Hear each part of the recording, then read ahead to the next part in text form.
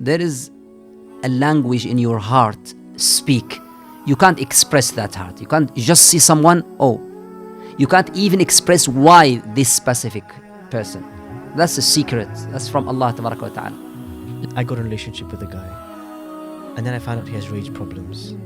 He beats me, but I love him. Allah. What do you mean? Big X. Yeah. Don't give your number to anyone who knocks the door. Please, I am a father and I know the men very well. Sorry, men. So you have to be careful, girls. Don't give your number to anyone.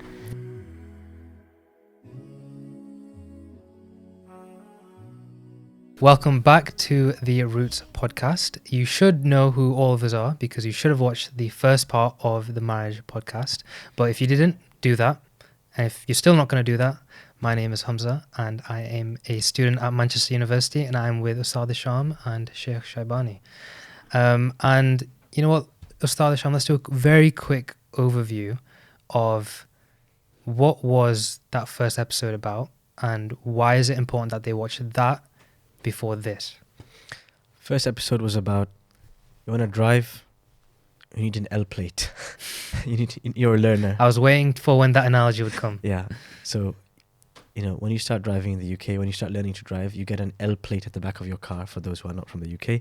And that says that you're a learner. And everybody on the road knows this person's learning. First episode, now you got the L plate. You know you're learning. Right? Now how do you drive? What's the rules of the highway? Where do we go? That's what this episode's about. Is I'm ready for marriage. Now I'm going to start to look. Where do I look? Under the sofa? Where do I start? What do I do? What am I allowed to do, not allowed to do? What do I look for, etc. Okay.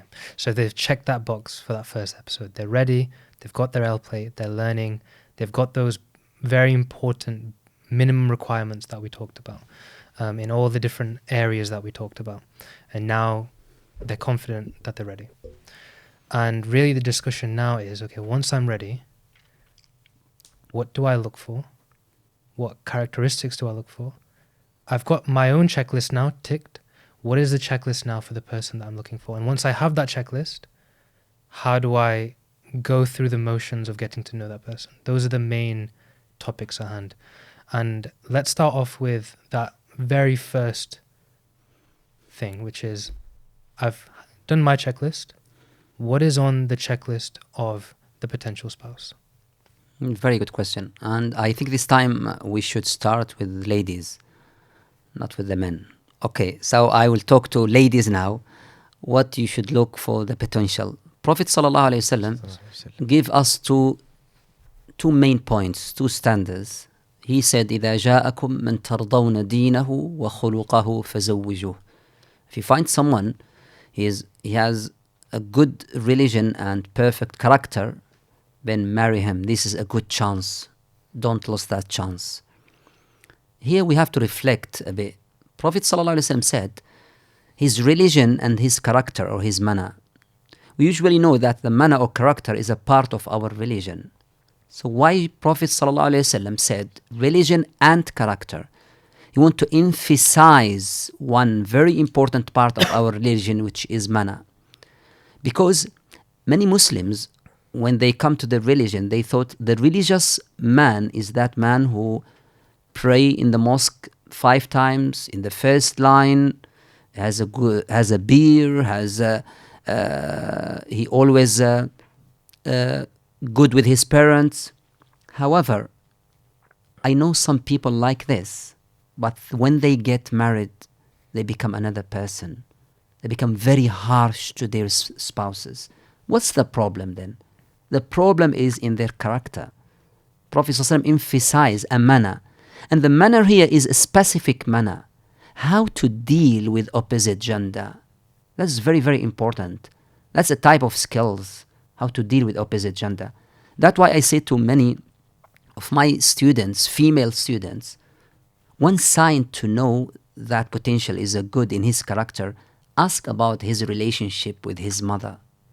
How he can deal with opposite gender, especially mother, his sisters. That's very important. Because some men, they are very good in religion, but very bad when they come to deal with opposite gender. ترضون دينه وخلقه. we can elaborate this. Mm. I just want, Yeah, definitely. yeah. And Ustad Sham, what's on your checklist? I think those are the two. Looking at someone's religiosity, looking at their character, and then there's you have character. You have another C, compatibility. You don't have to be identical. Sometimes opposites attract, and that's a law in nature: positive and negative, black and white, yin and yang, caramel and salt, sweet and sour. We can keep going, but sometimes opposites, when they come together, they work well. They complement one another. So one spouse is extremely disorganized, the other one's extremely punctual and organized, etc., etc. But there has to be a compatibility. Even being complementary is also being compatible, right? So that's, I think, another area to look for. Is if you want to know what's compatible with you, first you have to know yourself. Mm. You go to a restaurant. What do you want to eat? Oh, I'll eat anything. Okay, fine. This Chinese restaurant. Oh, except Chinese. You just said anything, right? Okay, that Japanese place. No, not Japanese. Okay, so you don't know what you want. You don't know yourself. So first, you have to tell me, what are you like? You have to know yourself. That will help you realize what kind of person wouldn't work well with me, right? If you've been working on your temper, like we said, if you've got a bad temper, don't think about it yet. Work on your temper first. But if you've been working on your temper, imagine two spouses both with a bad temper. That's fire and fire. That's where explosions come from, right? So know yourself. That will help you understand what you're looking for in terms of personality, complementary personality. Part of compatibility is also knowing what you want in life. Let's say, for instance, the path that I chose personally, it requires me to sacrifice evenings, weekends, long hours studying, reading, time spent teaching, etc. If my spouse is not on board with that, there's going to be friction every day. You're out another evening, you're teaching another class. So if we have the same goal, both of us want to please Allah, both of us want to study, both of us, then she can support, and vice versa. My wife's dreams, her goals, what does she want out of life? Where does she want to go? Does she want to do a PhD? Does she want to look after the children? What does she want to do? If I understand her goals and ambition, then I can say, look, that matches with me. It works. If you have two spouses, both are surgeons. One works the day shift, the other one works the night shift. They never see each other. Husband comes home at 8 p.m., wife leaves. It's a long distance relationship. Yeah, no. I know spouses like this. The husband works a day shift, the wife works a night shift. They have 10 minutes in between to see each other every day. Your lifestyles are not compatible, right? So the compatibility of lifestyle, of interest, of ambition. So I'd say, character, religion, character, compatibility. These are three very important things to think about. Yeah, and that's a very interesting change in direction, because what both of you are essentially saying is to understand what is the ideal spouse for you, it starts with self-reflection, and understanding what is my character, what is my weaknesses, what is my daily routine and goals going to be like, and seeing, okay, once I know that, that's the only time now that I can actually understand what to look for. Is that essentially what you both are saying? Yeah, that's right. Because if you are a religious, you will look for someone religious also. You have to know yourself first. But I think the question here is, the people, they know the compatibility, the character, the religion, but I need some science, how I can check this, how I can test this. The metrics. The metrics. So I can say, for example, when we come to the religion, for example, I think Salah is number one when we want to test our potential. I have to ask about his Salah, his 5 prayers. If he is good in his 5 prayers, I should check this. This is very, very important. Don't say, oh, he is a good character, but he didn't pray, but inshallah he will fix this problem. No, it doesn't work like this. I encourage you to put Salah is one of the priority when you check about the religion. Second, his relationship to his parents. Very important. Very important to ask about. Marriage is not a relationship between two people. It's about a relationship between two families also. So ask about his relation to his parents, to his siblings. That's very, very important. when you come to a man who look for his potential, for example, so look also about for that girl, what about her prayer, very important. What's her perspective about some certain thing in religion also. You can have a discuss also.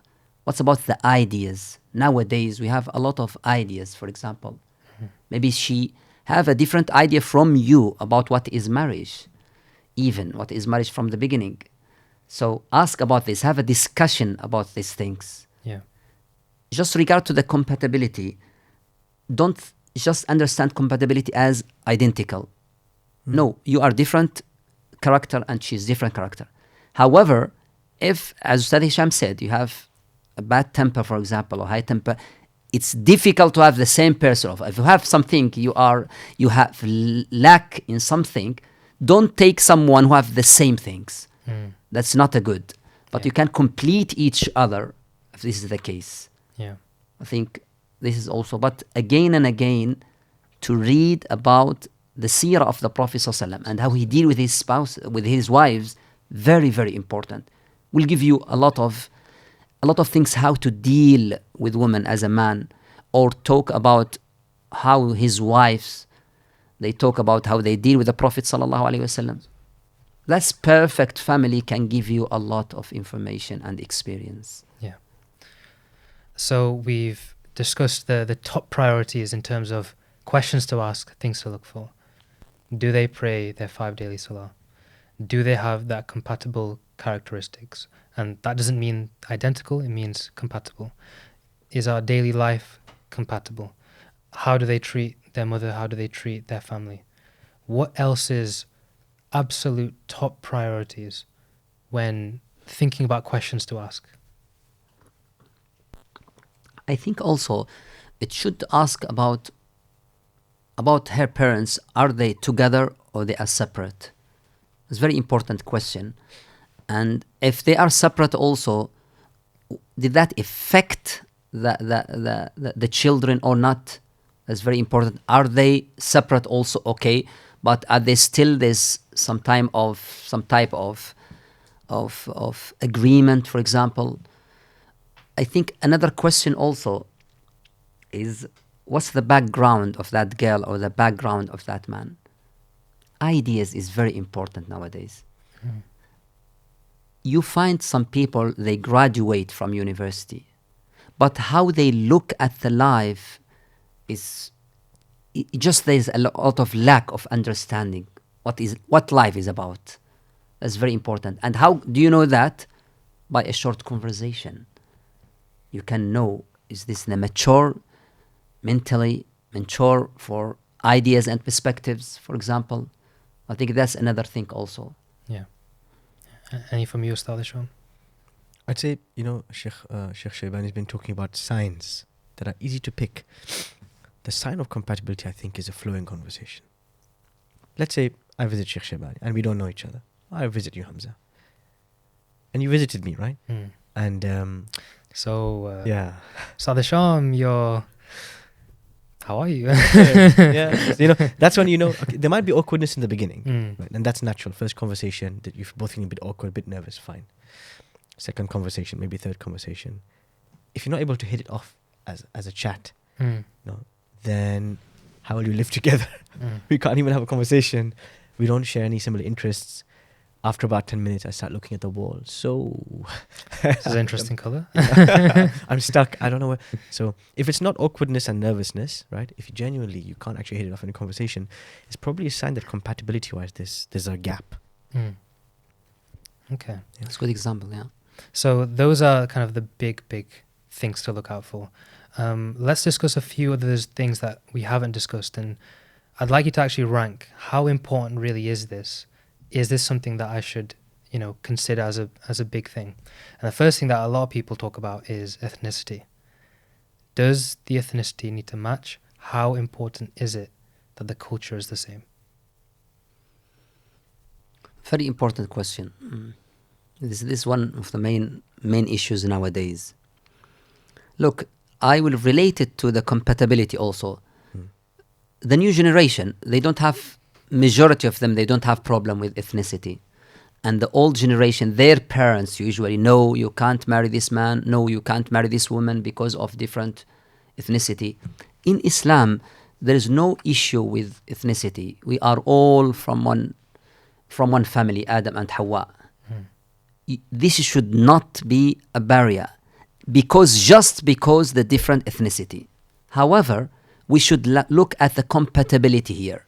I mean, okay, this man is from that background, I am from that background. What's his can we match with each other? Leave the ethnicity now. Maybe they have a different culture and I have opposite culture, and it will cause problem in the future. We should be aware of that. Maybe his in-laws and my parents also will have a lot of conflict. We should aware about that. So I would say ethnicity itself should not be a barrier. But because there is a big difference of background, we should discuss the background very carefully. So what you're saying is ethnicity could mean that you're not compatible because different cultures, Yeah. different lifestyle, but ethnicity as an isolated factor should not rule out Absolutely not true in Islam. Yeah. something. But then I think the key issue with ethnicity is never with the actual person who is considering somebody else. It's usually the parent who will impose. You can't get married outside of the village, the tribe, the country, this ethnicity, And this is the first test of your skill set. We said before, to prepare for marriage, you need skills.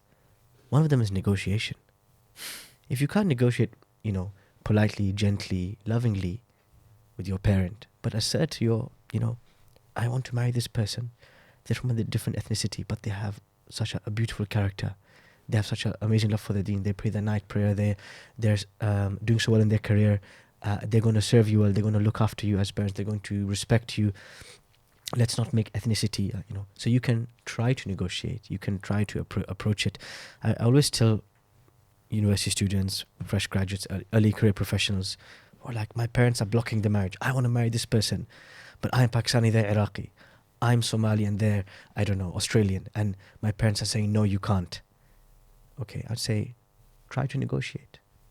The way we look after our parents and respect them and take their opinion is so important in Islam. That doesn't mean you have no opinion, you have no say. Have that conversation, have a respectful conversation, etc. Very good. And when that's negotiation, you can break some examples to support your argument also.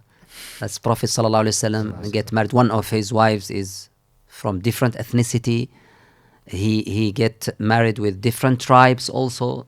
The Sahaba, if you look at the history, when they go abroad, they get married with different ethnicities. Even the Arab people in that time, they say if you go far from your family or tribe, the children will become more strong and more clever and more clever of this. This may be just some arguments for those who want to argue with their... What do the medics say? Diverse gene pool. Diversify the gene pool. Right? Exactly. Yeah, it's an ancient wisdom. Right? But yeah, very nice change in perspective. Instead of seeing your parents as a barrier, it's almost an opportunity for gaining further experience. See, we have to understand them. Right? A lot of the time we lose empathy for our parents. We see them as an obstacle. My parents not letting me marry this person. Okay, let's just first let's understand where they come from. They came from a village, right? They came from a different era, different generation. They feel this person's going to come. I don't know who they are, what to expect. I know a person from my village, my tribe, my ethnicity. He's going to respect me. He's going to deal with me in a certain way. I don't know who this person is. For all I know, they could come and steal my child from me. That's the fear. This girl's going to come marry my son. She's going to take him away from me. This boy's going to come marry my daughter. He's going to take her. He's going to boss her around. So it's that fear of what they don't know. So part of that reassurance, just get them to meet the person. Just break that, the icebreaker. And I think that helps deal with your parents as humans. They're human beings. Yes, they have fears. They have uncertainties. Negotiate with them. Be gentle with them. Be loving. Help them. Coach them. Formally in Islamic law, a man does not need his parents' permission for marriage. That's formally on paper. But if you're going to get married to someone without your family's blessing, it becomes a very tricky family life to live, right? You don't want to be cut off from your family as well. So you have to balance many things. Yeah. Okay. And also, you have to emphasize the role of in-laws in Islam. That person, for example, is from different ethnicity. You should, as a girl, let them know the importance of in-laws in Islam. But I see also why parents are very frustrated about this, because they just some background, they don't have this role of in-laws. So they said, okay, they will take our girl and they will fly. So they always have this concern. So if there is different ethnicity, it should be a very good character to be has a good argument. And in-laws very, very important. This is connection between two families, not just two people. Yeah. That's very, very important. In the end of the day, your parents also, when they reject something, when they argue, be sure no one can love you in this dunya more than your parents. What their negotiation out of love, their concern out of love. So try to take the time. If they bring a reasonable, excuses, you should accept that. For example, if there is no way for negotiation, try to seek help from a wise people. Yeah. But don't cut your relationship between your parents because of someone else. Yeah. It's difficult. As they say, there are more fish in the sea. Yeah. Ideally, try and find someone who you're compatible with and your parents are compatible with, and it works. If you can't, then there's, as you said, intervention. Get someone wiser, someone older, etc. Yeah. There's one thing I just wanted to ask in terms of what to look for in a spouse. As something particularly that young men tend to ask about and young women are also puzzled about. It's the phenomenon of the working woman. Young men, right? You have some idealistic young men. I don't want my wife to do anything. If she's... and now someone's at university, they're studying a degree, they have the desire to practice their career. Let's say a female medical student. She said, I studied for 7 years and then he wants me to sit at home and make chapatis. Okay, I want to practice medicine, even 1 day a week. He said, no. So, what does Islam say about this? Can a woman work? What are the conditions that she can work in? And, what should both sides consider, women as well as men, in terms of this?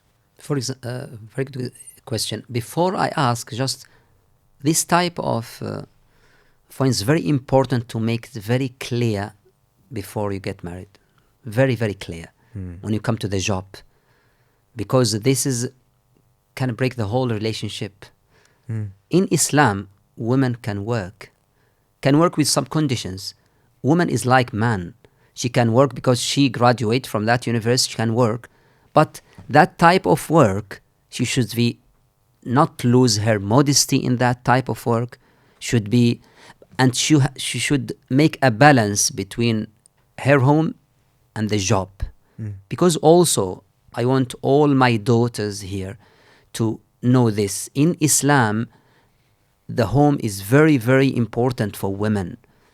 Allah Tabaraka wa Ta'ala choose you to raise the children.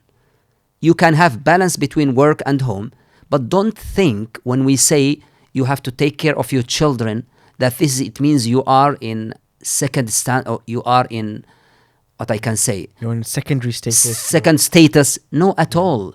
This is Islam want to make balance. The men, they will work hard. They will sweat a lot. And women, they have a very big duty in Islam. They can work and also their main job also to raise the children. I know you can have balance with this. And I have many examples of women, they work and they take care of their houses. But just bear in mind that also house is very, very important for women. You can think of it like a primary role and a secondary role. Very good. My primary role, I'm a mother, I'm a father, I'm a husband. My secondary role, I'm employed by X company. And I would urge women to think about flexibility, looking for professions where there are flexibility, whether it's supply teaching, whether it's locum, if you're a doctor or dentist, working locum, working freelance. If it's something digital you're studying, working remote, the idea that you can flex your hours. And one very important thing, the moment your child is born, those first 3 years, first 5 years of that child's life, there needs to be dedication. You can't be a part-time parent in the first 3 years. your full time. That's why they give you maternity leave, paternity leave. A woman in the UK gets, I think, a year of maternity leave, because even employers in the UK, common law recognizes a child requires dedication to raise, especially in the early period. So don't go half C's and 50-50s in the first few years. That baby with his chubby cheeks, it needs the nurturing love, it needs the natural milk, it needs the skin-to-skin touch of a mother, and it needs the attention, the time, the love of a father as well. But that's the primary role of a mother in Islam.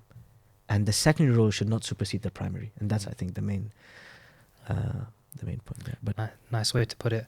And I guess the whole point of talking to a potential spouse before you actually get married is to prophylactically avoid that conflict, to make sure that you're on the same page, to make sure that both of you understand what you prioritize as the primary role and what both of you understand to be the secondary role. Because would you agree that it's okay to have, both spouses have specific requirements? I'd rather prefer you not to work. I'd rather prefer not to work myself. But that only becomes a problem if you don't talk about it, if you don't ask those important questions beforehand. Absolutely, very good. Yes, they should discuss this in details from the beginning. Yeah, I think this takes us to the next, the next set of questions, which is, I'm supposed to have a detailed conversation with another person. How? Where? Right? I sat in a lecture hall. I've sat in a talk at university. I've spotted someone. I've seen them. Maybe I've appreciated their character from afar. Am I allowed to walk up to them and speak to them? Am I allowed to express my interest? Apps, matrimonial websites, chat rooms. What are the guidelines to get to know someone? Don't need third person present, etc. I think this is... Sheikh Shaybani, where are those questions being asked? Okay, very good. Nowadays, people usually, they find their potential at university. There are their colleagues, Facebook, some apps nowadays, many things. Before we talk about this, first of all, we should know the red lines first in Islam. First of all, the first red line, you can't have a conversation and khalwa. Khalwa, it means to be in the same room, which is closed, nobody there except that's two people. That's prohibited in Islam. You can't have this type of discussion. Second, for example, you can't have a very close, then you can't touch each other. This is also prohibited in Islam. But you can look for example, let me give scenario. You have a colleague at university and you thought that this is my potential. Because let me tell you this, there is a language in your heart, speak. You can't express that heart. You can't just see someone, you can't even express why this specific person. That's a secret. That's from Allah Tabaraka wa Ta'ala. Let me say you think that's the potential one. Okay. Can you have a conversation in the cafe of university? In my opinion, I advise all my daughters, you can have this. However, bring one of your colleagues, another girl with you. That first conversation is very important, but bring another girl. Don't make it khalwa, just two of you. Make it like three people. And to know each other is very important. Because also we have to be aware, maybe people talk against you if you are just alone with that man, for example. So your close friend can attend that, because it's just a lot of questions we can discuss what you should ask in that. But I think that's a good way in that scenario, for example. So you're saying a chaperone is very important. Yes. In those conversations. Yeah. And let's actually kind of delve deeper into those conversations, because Ustad Hisham previously said that it's important to know if you've got the flow of that conversation. That's the very first marker metric. Before we do that, Hamza, I think there's one thing important is apps, chats, chatting on WhatsApp. Yeah. The advice, I think, is get it off the screen as quick as possible and express your intention early. So someone's chatting to you, someone's just casually chatting to you. without expressing the intention that, hey, can we discuss, can we like check if we're compatible for marriage? Without expressing that intention, you're just chatting along. What movie are you watching the weekend? What are you reading? Or what are you doing in your spare? You're just chatting. Neither of you know where is this going. Mm. This is what leads to casual relationships. Yeah. You find a spark, you have feelings for each other, and then they say, oh, can we have friends from the opposite gender? You know, and then suddenly you find out you have feelings for each other. Like, why are you surprised? At the outset, if you have that intention, don't be sly, right? Make the intention clear and then find the right avenue. I would say the apps are there to like match people together, like the initial step of like, who is this person? But you cannot decide someone's compatible on an app or on a chat screen. Nobody's their genuine self on a chat screen. You have to size them up in person. So get it off the app, you know, off the public, you know, wherever you've seen or observed this person, and then now you're sat across each other. Now, what do we talk about? Yeah. And Also, let someone else to know about that. If the chat is go for 1 time, 2 times, 3 times, let someone of your close friends or your relative to know about that. Yes. Then they can help you to stop that chat if it's going wrong. Because sometimes if you feel that that boy, for example, he want to get it wrong, you should have this bravery to say no. Yeah. And it's good to if some of your siblings or even your mom know that, she can help you quickly. Yeah.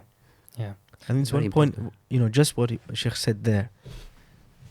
Trying to open up the conversation with your parents before Yes, you start very this important. process is ideal. Before you start to, because that's part of your maturity. If you can't convince your father or your mother that, hey, I want to consider someone for marriage, can I talk to them? Can I, you know, just begin starting the process? And you get shut down. And if you can't overcome that, there's going to be more complex things that happen after marriage. And how are you going to plan the wedding? Yeah. Your parents have already shut you down. Mm. You need to reboot that laptop. So Yeah. that's the thing, you know, open up the chat, the conversation with your parents, prep them beforehand, months beforehand. Look, what do you think? And am I ready? You know, can I consider someone? Involve them, keep them involved in the process. Like Sheikh said, you know, it doesn't have to be both parents. Maybe you start with your mom, maybe you start with a sibling, and someone is aware of what's happening. Yeah. Because at the end of the day, it's not 2 people getting married, it's 2 families getting married. Absolutely. The sooner that they know that, okay, then they're in the process of actually connecting and marrying with another family, the better. Which kind of goes back to your point of making sure that the parents are on board and making sure that you don't cut them off from the process, because that will just lead to more problems.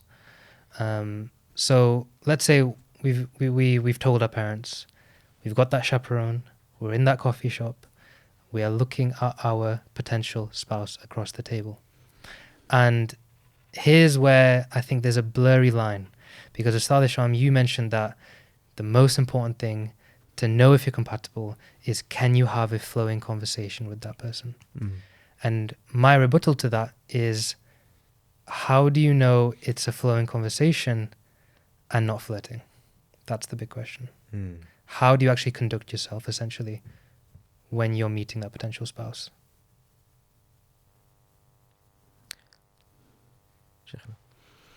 First of all, what's the question you should ask in that conversation? You should have very clear vision before you sit in that table with your close friend with that potential. What I'm look for. You should have standards, have checklist. For example, you sit with that boy, for example. You have to know to ask him, as Ustad Hisham said, from the first point, your intention, I'm serious. I'm interested in this, for example. I want to know more about you, for example. About your parents, about your character, about your deen, for example. How can you, if I ask you about your religion, are you pray the 5 times a day? You can discuss some ideas in religion to know if he is really concerned about the deen or he is not. For Straight example, away, we're talking about deen. How could we flirt? How could you flirt with someone? You're asking someone, Yeah. so what do you struggle most with in your salah? Tell me, how can you end up flirting? How does that end up flirtatious? The content defines the flow of the conversation sometimes. Yeah. Sorry, complete your... Yeah. what you were On. saying. Yeah. So ask about, for example, his reading. What's the best book you read in Islamic, for example? Because we talk here about we are Muslims. We need a potential which is concerned about our deen also. So that's good from that book recommended, or from what books he read, that you can know also his thinking, his a lot of ideas. That how can you start this conversation, for example. Then after that, how's your parents? Are they separate? Are they together? Are you the eldest or you are the youngest? There's some psychological sign if he is the eldest or he is the youngest. Anyway. You seem to be into your psychology. Anyway, yes, Ustad Hisham, yeah. No, that's, I think, so that first, it's not an interrogation, but that first conversation is going to be a lot of finding out questions. Yeah. It's going to be a lot of back and forth, like, all right, so how many siblings? Where are you going? Etc., etc. What do you study? How often are you home? Do you live here? Do you live there? What do you do on the weekend? So that first conversation might be a lot of information and just like go home, process it. Yeah. And that second conversation might be more like talk about something you're passionate about, ask them about something they're interested in, and take interest in their interest. Let's say you're talking to someone and they say, you know, one of my biggest interests is politics. Right? Have you been following what's been happening in the United Nations? Or, so just see how do they talk about the things they're interested in and where does it go. Now, I think it's very important to know the red lines in conversation as well. So you don't have to compliment her makeup. You don't have to tell him he has a fit torso. I mean, yeah, be appropriate. Behave yourself. That's it. It's not complicated, right? It doesn't get flirtatious.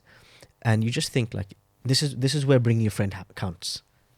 You would never go flirtatious if you had the right friend that sat next to you, right? So if you don't trust yourself, definitely you need someone around, right? Your mom's there, mom's hanging around the kitchen.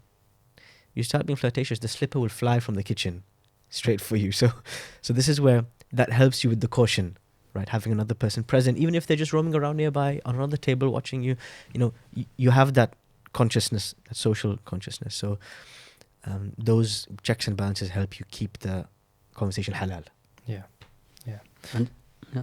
Go on. And also, just after the first conversation, you should think very rationally. Is it the good? There is some essential you have. If there is no this essential, close the door immediately. Don't go further. Yeah. You have to come back to home, discuss this. If you are a girl with your mom, or discuss that.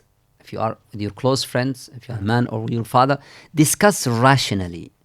If there is no why you go further in that discussion, please don't do it. Yeah. You have some requirements. If someone, suppose he is not that religious, I missing my prayer sometimes, but inshallah, if I get married, I'll be. Make X. Yeah. That's it. Because the more times you meet them, the more emotions involved. Yes, don't go further with that. Be very rational in this. Yeah. That's very, very important. Yeah. I think that this is where getting emotionally invested before marriage. Oh, he's just my friend. We're just on the same course. We're always chatting. We're always in the cafe together.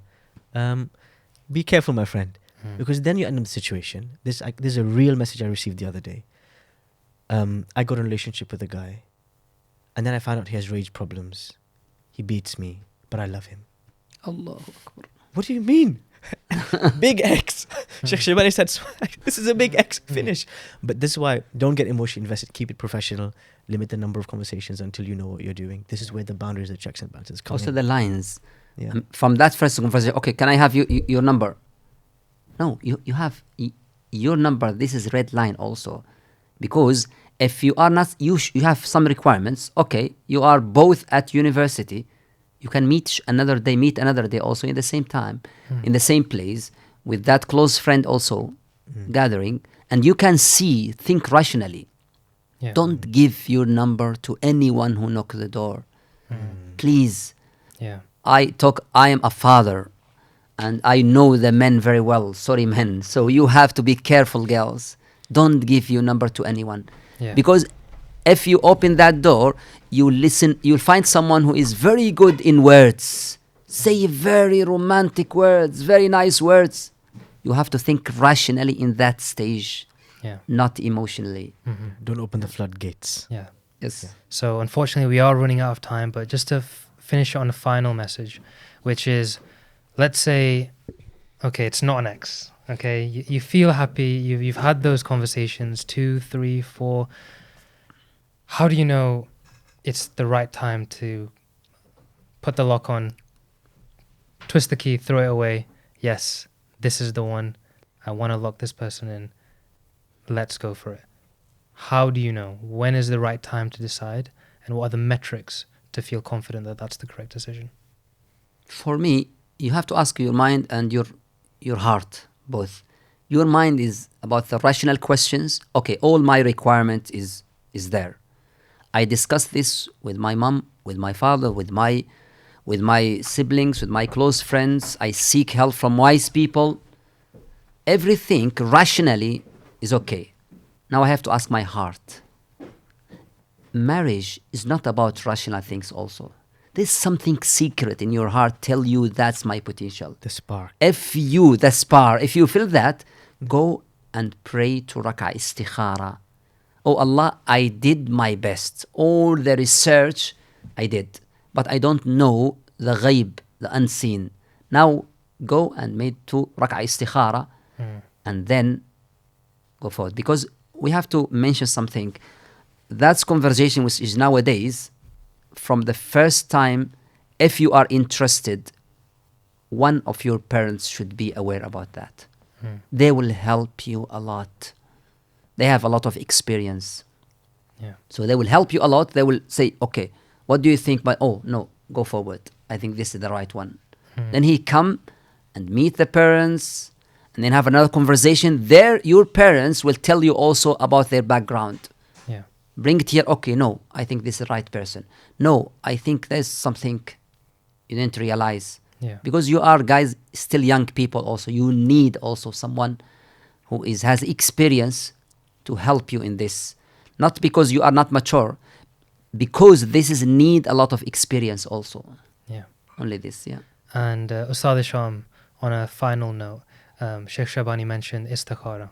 We've mentioned chaperone in the coffee room. We've mentioned involving the parents. What's the importance of involving Allah in this whole process? Allahu Akbar. There's nothing more important than involving Allah in your decision. And what is istikhara? In Arabic, istikhara literally means asking Allah to decide for you. Istikhara, giving him the decision, giving him the choice. And what do you say? It's a dua, a supplication of the Prophet ﷺ, where in summary, you are saying to Allah, oh Allah, if you think this is good for me, make it happen. If you think this, if in your sight this is bad for me, prevent it, block it somehow, block it from me. And you're not going to see a dream or see some colors or get some vibes to know what the response was. You start the process. If something comes in the way, something keeps coming in the way, then you know that's not meant for you. That's the answer to your... And it makes you feel content. Yes. Yes. Content. Very good. Yeah. This is a barrier, Mm. but because I've prayed istikhara, I know this barrier was meant to be.